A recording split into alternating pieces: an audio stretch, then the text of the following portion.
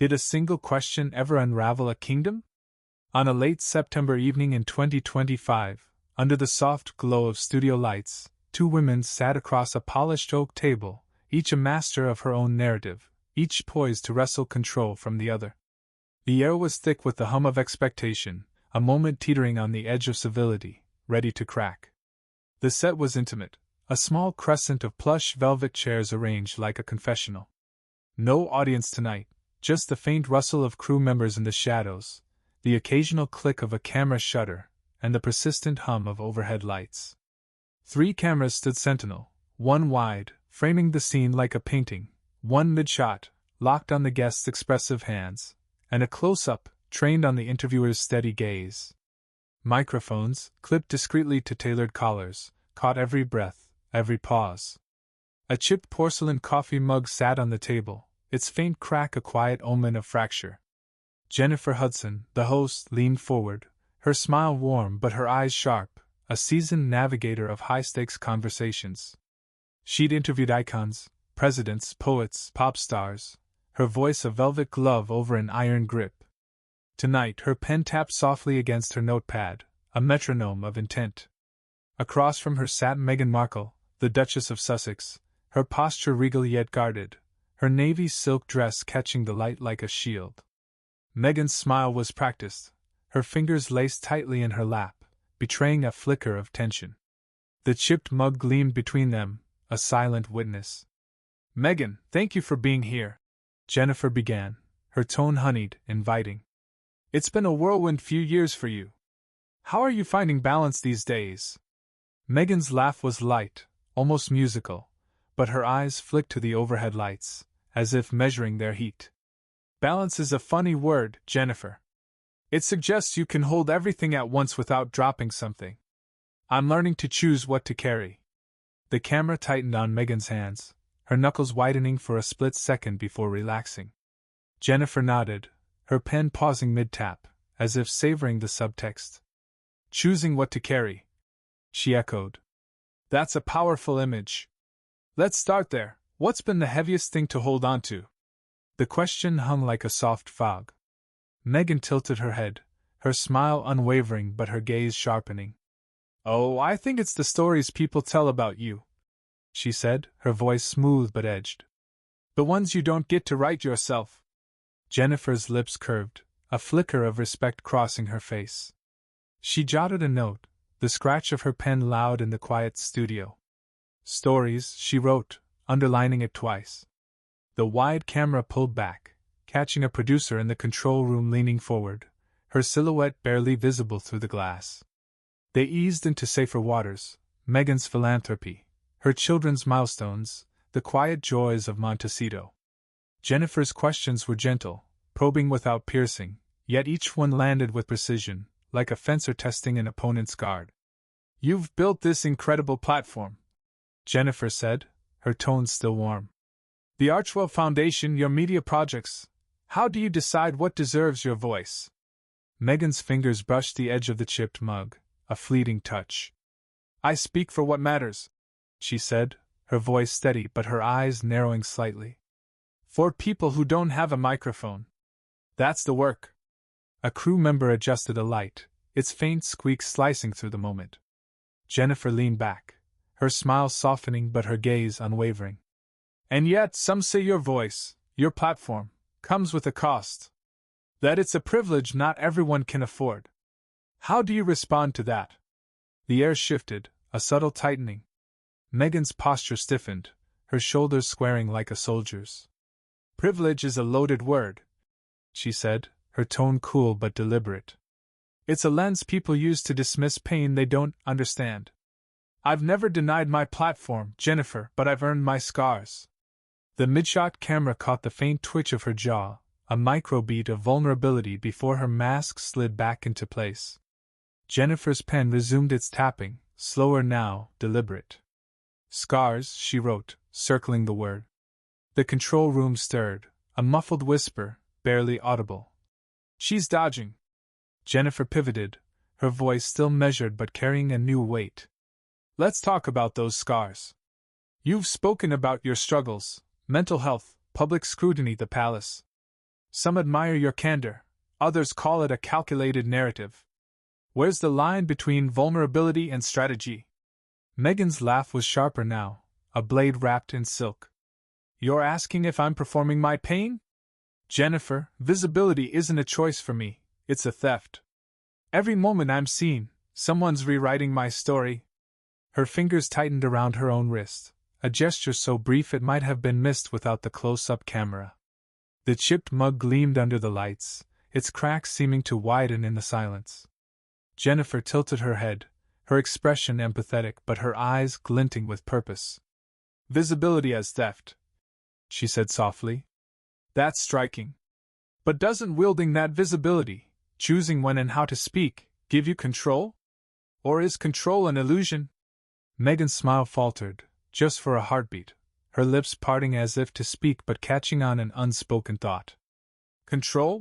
She said finally, her voice low, almost a whisper. Control is what you lose when you step into the light. You don't get to choose the shadows that follow. The wide shot caught a crew member exchanging a glance with another, their faces taut with anticipation. A phone screen glowed in the shadows, an audience member discreetly recording. Jennifer leaned forward, her voice dropping to a near-intimate register. And yet you've chosen to step into that light, again and again. Your docuseries, your book deals, this interview. Why invite the shadows if they wound so deeply? Meghan's eyes flashed, a storm brewing behind her composure. Because silence wounds deeper, she said, her voice rising slightly, each word a polished stone. I speak so others don't have to bleed in quiet. The studio seemed to hold its breath. Jennifer's pen stilled, her notepad forgotten. She leaned closer, her voice soft but unyielding. But speaking comes with power, Meghan. Power to shape narratives, to shift blame, to sell stories. When does that power become a privilege you're accountable for? The question landed like a stone in still water. Meghan's breath caught, a sharp inhale that the microphone amplified into a hiss. Her hands, once laced, now gripped the arms of her chair, her knuckles pale against the velvet. The chipped mug sat untouched, its crack a silent scream. Jennifer pressed forward, her voice steady but laced with moral weight. You've said you want to protect your family, your truth. But when your truth reshapes others' lives, when it fuels headlines, lawsuits, fractures, how do you weigh the cost? Is your story worth the collateral damage? The studio lights hummed, a low drone that seemed to pulse with the tension. Meghan's lips parted, her eyes locked on Jennifer's, a flicker of something raw, anger, perhaps, or fear, crossing her face. The close-up camera zoomed in, catching the faint tremor in her left hand. A chair creaked as she shifted, the sound sharp against the silence. Jennifer's gaze didn't waver. She set her pen down, deliberate, final. Meghan, she said, her voice calm but cutting, a scalpel slicing through the room. When does the fight for your truth become a crusade that drowns out everyone else's? Meghan's breath quickened, a shallow rasp caught by the microphone. Her fingers tightened on the chair, the velvet crumpling under her grip. The chipped mug glinted, its crack a fault line ready to split. The wide shot pulled back, the studio frozen, every eye on her. A faint scrape echoed as her chair shifted, her body poised on the edge of motion. Meghan's chair scraped against the polished floor, a jagged sound that sliced through the studio's held breath. Her fingers, white-knuckled on the velvet armrests, trembled as she rose, her navy silk dress catching the light like a storm cloud. The chipped porcelain mug on the oak table gleamed, its crack a silent scar mirroring the fracture in the air. Jennifer Hudson sat motionless, her eyes locked on Meghan's, her final question. When does the fight for your truth become a crusade that drowns out everyone else's? Still reverberating like a struck bell. Meghan's lips parted, her breath a sharp hiss caught by the microphone clipped to her collar. You think you know me, she said, her voice low, quivering with restrained fury. You think you can sit there, with your lights and your cameras, and dissect my life like it's a script. Her hands fell to her sides, fists clenching, the mid-shot camera catching the glint of her wedding ring as it trembled. Jennifer's expression remained steady, but a flicker of fatigue crossed her face, a fleeting shadow of the weight of wielding such questions. She leaned back slightly, her pen still resting on her notepad, the word truth scrawled in sharp ink. "I'm asking you to reflect, Meghan," she said, her tone calm but unyielding. "Not to defend, but to consider the ripple effect of your choices." The wide camera pulled back, capturing the studio's taut silence. A producer in the control room pressed a hand to her earpiece, her lips moving in a muted whisper. "Let it play out." A crew member's phone screen glowed in the shadows, the faint tap of fingers already sending the moment into the digital ether. The chipped mug sat untouched, its crack seeming to pulse under the soft studio lights. Meghan took a step forward, her heels clicking sharply on the floor. "Ripple effect?" she repeated, her voice rising, each word a dart. "You want to talk about consequences? Try living under a microscope, Jennifer. Try having your every word twisted, your every choice vilified." Her eyes blazed, but a tremor in her voice betrayed a crack in her armor, a fleeting glimpse of the woman behind the Duchess. Jennifer tilted her head, her gaze softening but not retreating. "I hear you," she said, her voice almost gentle. "But when you speak, the world listens. That's power. And power demands accountability, not just sympathy." Meghan's laugh was brittle, a sound like glass splintering. "Accountability?" she snapped, her hands gesturing sharply, the close-up camera catching the faint shake in her fingers. "I'm accountable to my family, to my truth. Not to a world that demands I bow." She paused, her chest rising with a deep breath, and for a moment, her eyes flicked to the chipped mug, as if its imperfection held a mirror to her own. The studio lights hummed, a low drone that seemed to underscore the tension. A crew member shifted, the rustle of fabric audible in the stillness. Jennifer leaned forward, her voice dropping to a near whisper. "And when that truth wounds others, your family, your husband's family, the public who trusted you, how do you reconcile that?" Meghan froze, her body rigid, her eyes narrowing to slits. "You don't get to do that," she said, her voice cold, each word deliberate. "You don't get to weaponize my choices to make me the villain." She took another step, her silhouette looming in the wide shot, the camera pulling back to capture the raw intensity of her stance. The control room stirred, a producer's hand hovering over a console, her voice a faint murmur. "She's going to walk." A phone screen in the shadows flickered, a tweet already forming.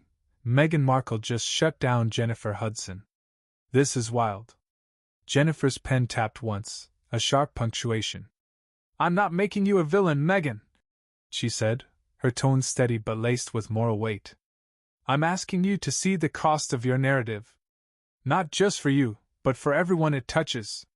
Meghan's jaw clenched, her lips a tight line. She turned, her movements sharp, deliberate, as if the air itself resisted her. The microphone wire tugged against her collar, a faint whine echoing through the speakers. "I came here to talk about my work," she said, her voice low, almost a growl. "Not to be put on trial." She strode toward the edge of the set, her heels clicking like gunfire. The mid-shot camera swiveled to follow, catching the rigid line of her shoulders, the defiant tilt of her chin. The chipped mug trembled slightly on the table, disturbed by the vibration of her steps. The wide shot captured the crew's frozen stares, a sound technician's hand hovering over a dial, unsure whether to cut the feed.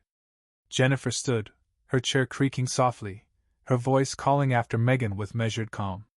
"This isn't a trial, Meghan. It's a conversation. One you chose to have." Meghan stopped, her back to the set, her silhouette framed by the studio's soft glow. She turned her head slightly, her profile sharp against the light. "No," she said, her voice barely above a whisper, yet carrying the weight of 1,000 unsaid words. "You chose this." She walked off, the sound of her heels fading into the shadows. The wide camera lingered on the empty chair, its velvet crumpled where her hands had gripped it. The chipped mug sat alone, its crack a silent testament to the moment's fracture. The studio exhaled. A producer's voice crackled through an earpiece. "Cut to commercial. Now." The lights dimmed slightly, their hum softening, as if mourning the moment's end. Jennifer sank back into her chair, her fingers brushing the edge of her notepad. She stared at the word truth, its ink stark against the page, and a faint crease formed between her brows, a flicker of doubt, or perhaps regret. In the control room, screens flickered with incoming notifications. Social media was already ablaze, clips of the exchange ricocheting across platforms. "Meghan walks out," screamed one headline. "Jennifer Hudson goes too far," declared another. A crew member's phone buzzed, a text from a friend. "Did that just happen?" Jennifer stood, smoothing her dress, her movements deliberate but her eyes distant. She glanced at the chipped mug, its crack now a symbol of something irreparable. A producer approached, her voice low. "You okay, Jen? That was intense." Jennifer nodded, but her smile was thin, a mask slipping back into place. "It's the job," she said, her voice steady but quieter than usual. "You ask the questions? You live with the answers." She walked off the set, the cameras now still, their lenses dark. The crew began to dismantle the moment, coiling wires, dimming lights, packing away the chipped mug like evidence from a crime scene. But the weight of the exchange lingered, a ghost in the studio's air. Outside, Meghan's car idled in the lot, its engine a low rumble. She sat in the back seat, her face turned to the window, her reflection a blur against the glass. Her hands, no longer trembling, rested in her lap, but her fingers traced the edge of her wedding ring, a slow, deliberate motion. She closed her eyes, her breath steadying, and whispered something to herself, too soft for the driver to hear, too private for the world to claim. Back in the studio, a janitor swept the floor, the faint scrape of his broom echoing in the empty space. The chipped mug, now cleared from the table, sat in a crate, its crack catching the last glint of the fading lights. The story wasn't over, it was only beginning, its ripples already spreading beyond the set, into headlines, hashtags, and whispered conversations.